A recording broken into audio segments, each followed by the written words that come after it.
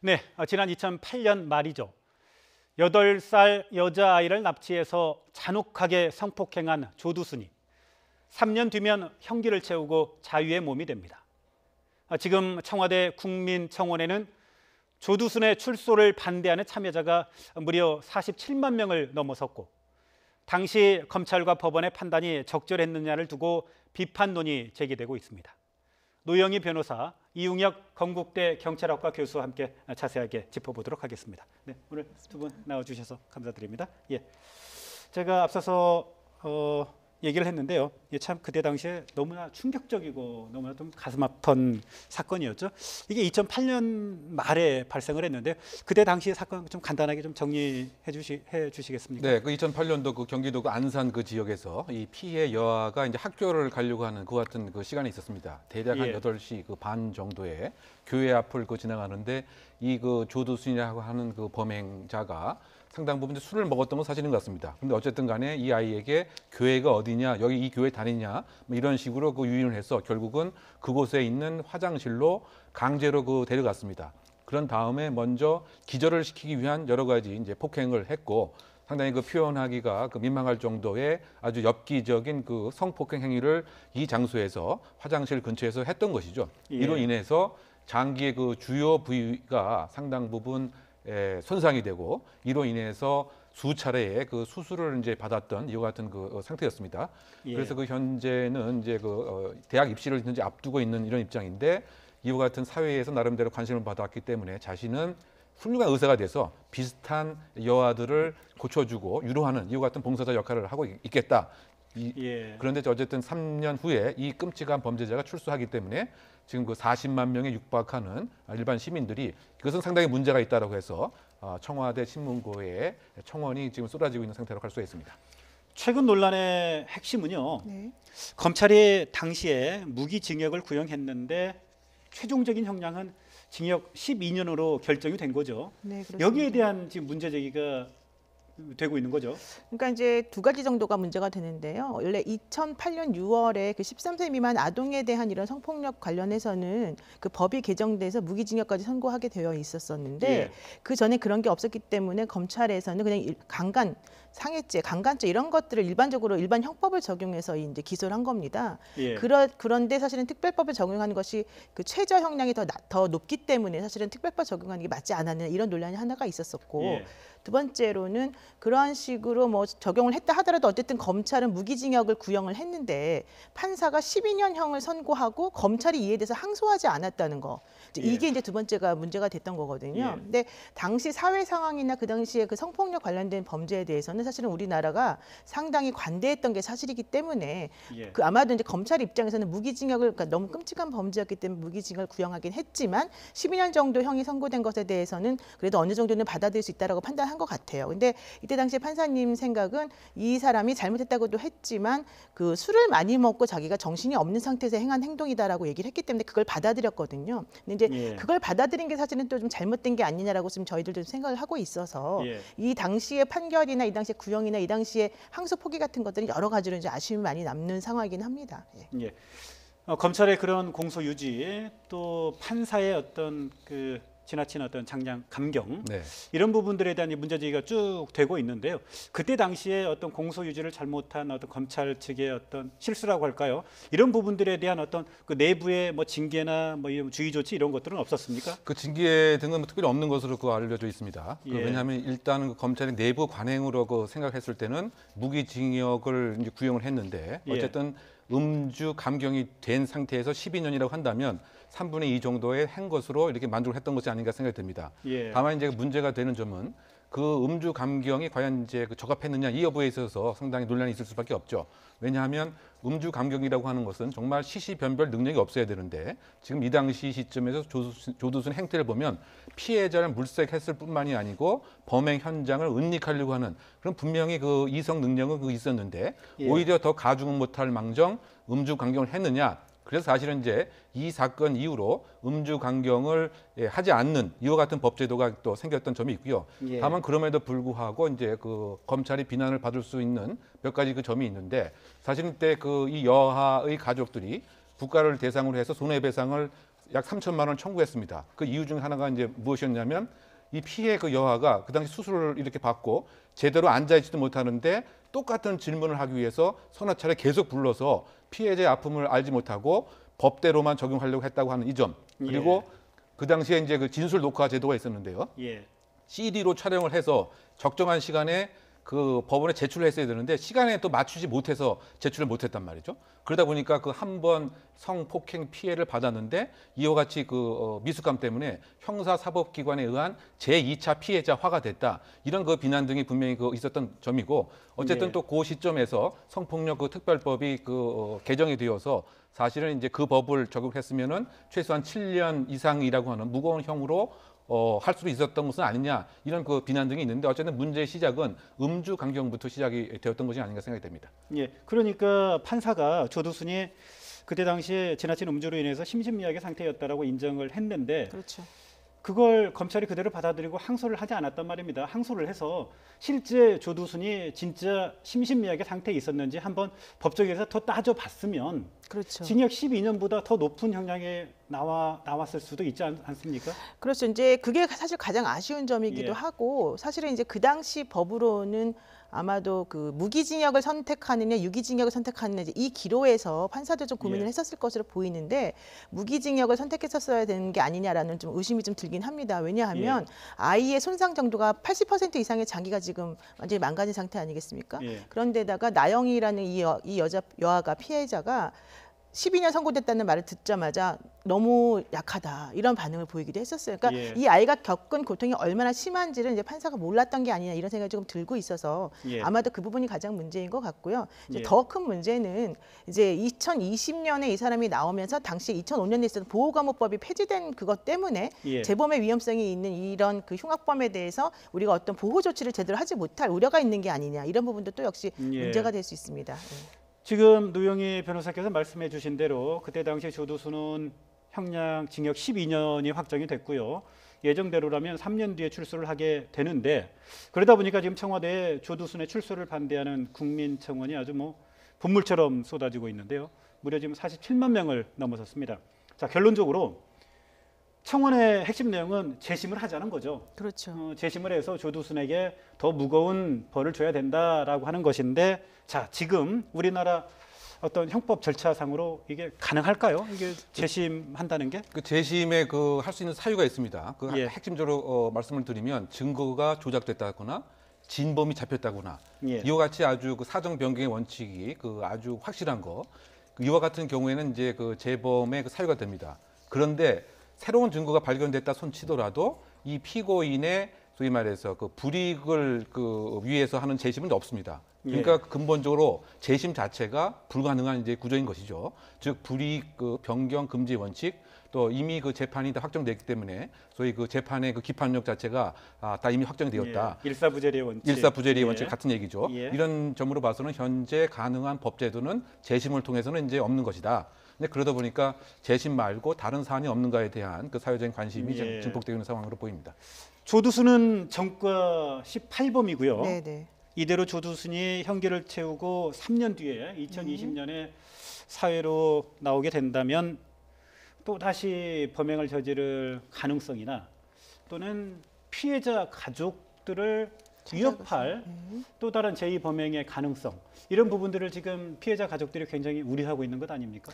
근데 이제 사실은 그분이 2009년에 이제 형을 선고를 받고 지금까지 살아왔던 그 교도소 내에서의 행동을 잘 보아야지 이 사람이 2020년에 나가서 어떤 행동을 할 것인지가 사실 예측이 되는 거 아니겠습니까? 근데 그런 측면에서 보자면은 조두순 씨 같은 경우는 좀 약간 애매한 부분이 있긴 해요. 왜냐하면 당시 이제 교도관이 얘기하기로는 뭐 이 사람이 보복을 위해서 몸을 만든다라는 얘기도 이제 사실 떠돌았었는데 사실은 그건 아니고 이 사람은 아예 운동도 나오지 않았다 이런 얘기가 있는가 하면 또 한편으로는 그 교도소에서 같이 있던 친구 수감자에게는 나는 지금 검사에게 너무 고압적으로 수사를 받아서 힘들었다. 그다음에 내 말은 전혀 들어주지 않고 너무 억울하다. 나는 그런 범행을 저지른 적이 없다. 이런 식의 또 말을 하고 있거든요. 그렇다면 이 사람은 계속해서 보복 감정을 이 교도소 내에서 키워왔을 가능성이 크기 때문에 나가면 어떤 식으로든 간에 이 피해 여자아이를 또 혹시라도 어떻게 보복할 가능성이 있지 않을까 또 이런 걱정을 사실 할 수밖에 없는 구조라서 이 사람의 행동에 대해서 어떤 식으로 될지는 사실 몰라요. 그래서 지금 우리가 할 수 있는 게 이제 전자발찌 제도를 지금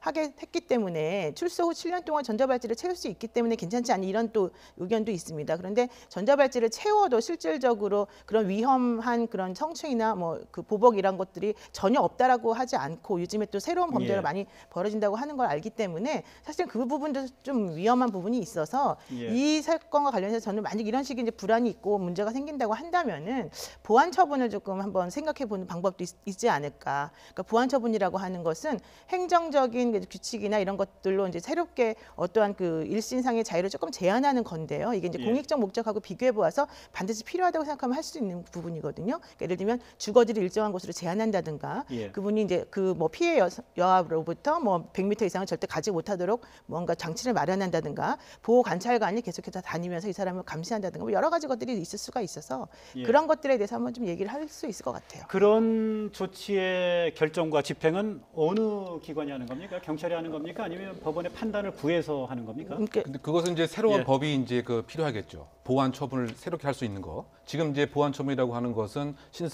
정보 공개 제도라든가 예. 또는 전자 발찌 뭐이 정도에 그 불과합니다. 예. 그러다 보니까 지금 그 새로운 그 입법을 통해서 설령 인권 침해 논란이 있다 손치더라도 형벌이 아닌 사회적 그 방위, 사회적 새로운 방위를 위해서 미래를 향한 행정적 조치다. 그러면 형벌 불소급의 원칙이라고 하는 이제 비난으로부터 자유로울 수가 이제 있겠죠. 예. 그래서 이제 예를 들면 거주지를 뭐 제한한다든가 또는 일정한 조건을 부과해서 그것을 위반했을 때는 뭐 다시 일정한 불이익을 취한다든가 이것은 이제 형벌과는 그 별개로 보완 처분으로서 불소급의 원칙에도 자유로울 수 있는 이제 이런 부분인 것입니다. 예. 다만 저는 이제 이번 사건에 대해서 우리가 조금 하나 더 지적하고 싶은 것은 교정 기능을 지금 우리가 완전히 없는 것으로 생각하기 때문에 상당히 출소 후에는 또 다른 범죄를 하는 것이 아니냐 뭐 이런 지금 이야기를 하고 있는 거가 아니겠습니까? 예. 그럼 12년이라고 하는 그 동안 이 범죄자는 범죄의 그 악성이 왜 개선 교화 안 되었느냐?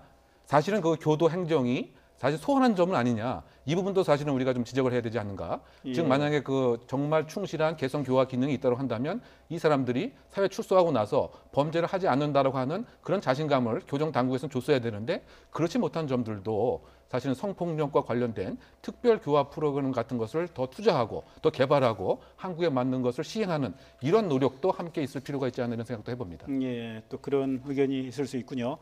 지금 보안 처분 관련해서 우리 노영희 변호사께서 말씀을 해주셨는데 그게 지금 입법적으로 좀 미비한 점이 있는 모양이죠.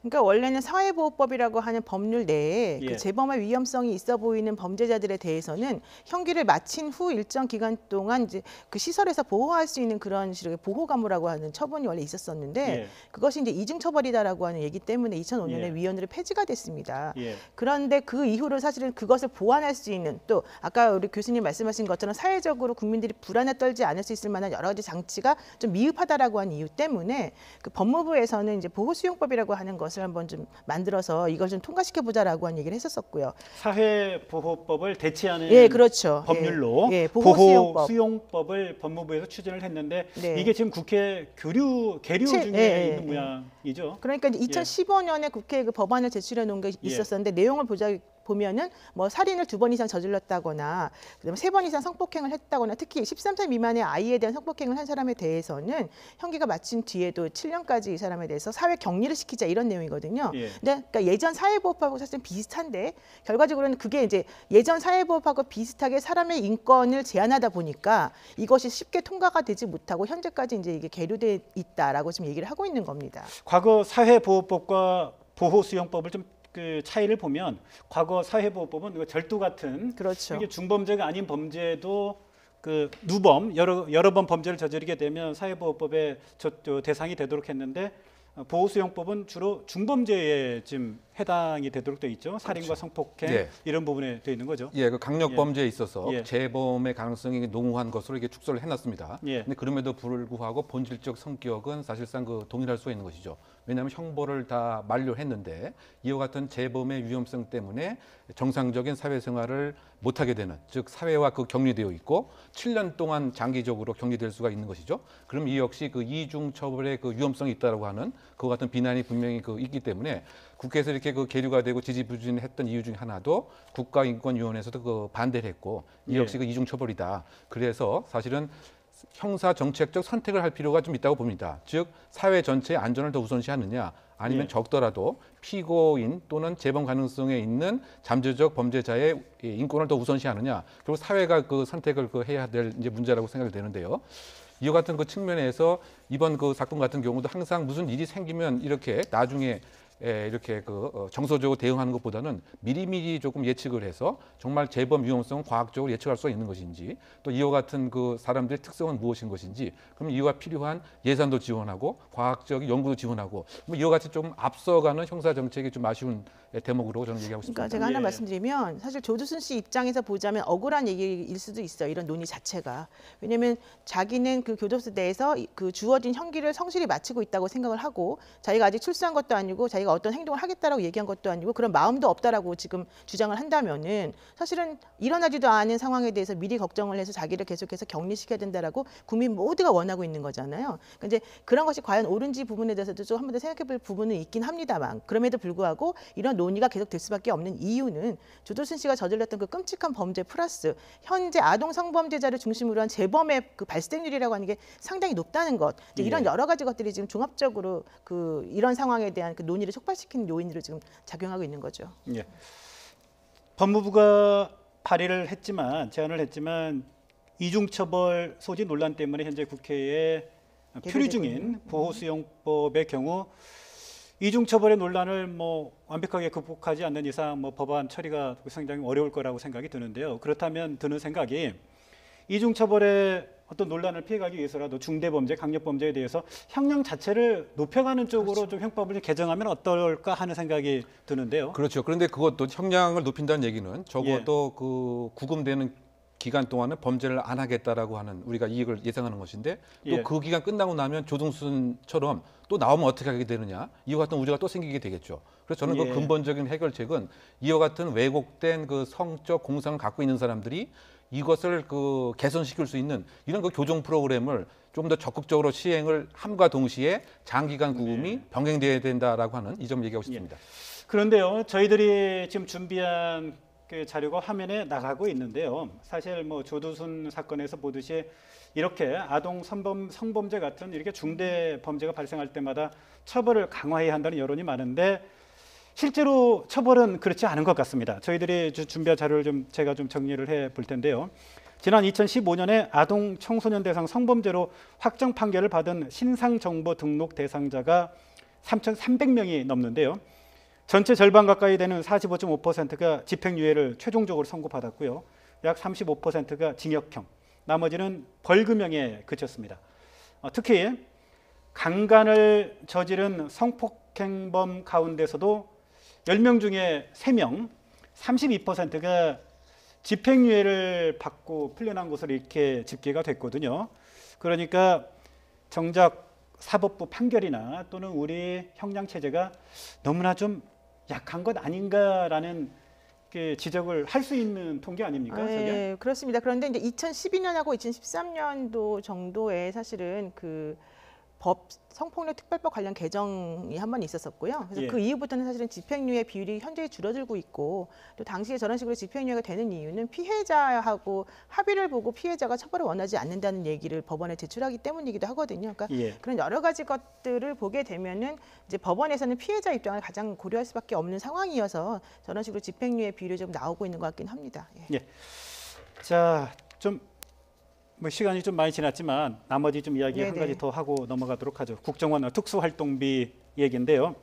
이병기 전 국정원장이 내일 검찰에 소환이 됩니다. 이렇게 됨으로써 박근혜 정부의 역대 국정원장은 모두 검찰 수사 대상자가 됐는데요. 피의자 신분이죠. 그렇죠. 그러니까 그 국고 그 횡령, 국고 손실, 그 플러스 뇌물 공여죄 이 혐의가 지금 있습니다. 왜냐하면 돈은 일단 떠났고, 그 다음에 돈의 그 종착지도 다 확인이 된 것이죠. 그 종착지 자체가 결국은 이제 그 박근혜 그 전 대통령이다. 그렇다고 이제 봤을 때 과연 이 돈을 어디다 이제 썼겠느냐, 이것이 상당히 이제 또 다른 수사의 한 방향이 될 것 같습니다. 물론 이제 공무원 그 관계에서 돈을 수령한 것 자체로 뇌물죄에 이미 그 기수가 되었지만, 만약에 이것이 이제 다른 정치인에게 갔다거나 또 다른 뭐 선거와 관련된 불법 자금을 쓰였다거나 그러면 이제 그 수사의 범위가 상당 부분 이제 그 확대가 될 것이다. 더군다나 그 내일 그 소환되는 그 이병기 전 국정원장 같은 경우에는 국정원장을 하다가 비서실장으로 갔기 때문에 돈을 주었던 기관에 있었고 또 돈을 받았던 기관에 그 있었기 때문에 예. 핵심적인 이야기가 많이 나올 것 같고 예. 또 그 이병기 그 실장에 의해서 5천만 원의 상납이 1억 원으로 사실은 그 올랐다. 그러면 무슨 사유가 되었던 것인지 이것에 대해서 수사에 그 초점이 맞춰지지 않을까 생각됩니다. 예. 앞서 남재준 이병호 전 국정원장은 특수활동비를 상납한 건 박근혜 전 대통령의 지시 때문이었다고 인정을 네. 하지 않았습니까? 네, 네. 자, 내일 이병기 전 국정원장도 이 부분에 대해서 어떻게 인정을 할까요? 할 가능성이 좀 높아 보입니다. 예. 왜냐하면 그 남재준 전 원장이나 뭐 이병호 원장 같은 경우에도 검찰 조사를 받으러 들어가기 전에는 국정원에 대해서 마치 이제 그 어떠한 식의 압박을 가하는 것처럼 얘기를 사실 하고 들어갔는데 결국 이제 들어가서 조사를 장시간 받고 나와서는 또 이 혐의 사실을 시인하는 지금 발언을 계속 했거든요. 예. 그런 것을 보게 되면 아마도 이제 이번에 들어가는 경우에도 이병기 전 국정원장 같은 경우에도 이제 이미 다 진실이 나온 상황에서 혼자 부인한다고 해서 특별히 달라질 게 없다라고 판단할 가능성이 조금 있고요. 결과적으로는 이제 포인트는 왜 5천만 원에서 1억으로 늘어났느냐, 뭐 이런 것들이 이제 맞춰질 가능성이 높아서 아마 예. 그 부분이 좀 집중적으로 대답하지 않을까 싶습니다. 예. 이른바 문고리 3인방도 그렇고요. 이렇게 전 국정원장들까지 특수활동비의 상납의 시작과 종착지가 박근혜 전 대통령이라고 지목을 하는 상황이기 때문에요.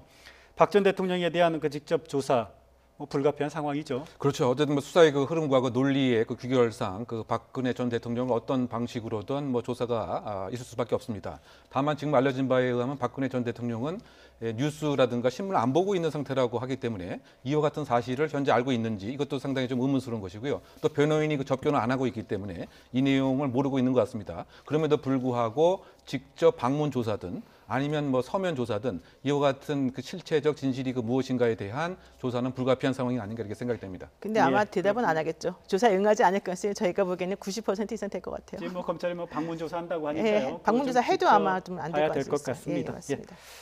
조두순 사건 그리고 국정원의 특수활동비 상납 사건 등과 관련해서 노영희 변호사, 이용혁 건국대 경찰학과 교수와 함께했습니다. 네, 오늘 두 분 말씀 감사드립니다. 예.